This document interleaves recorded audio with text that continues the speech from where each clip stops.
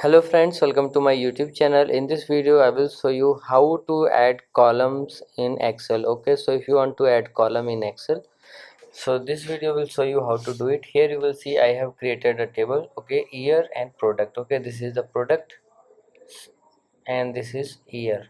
Okay, this is sale of the year, and I forget to add one column.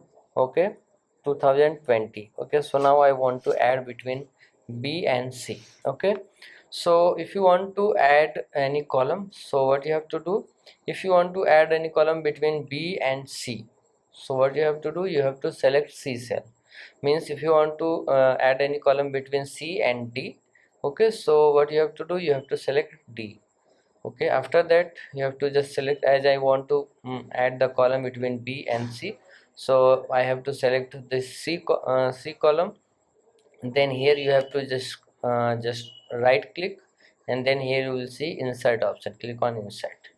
Okay, so you will see that I have successfully added a column.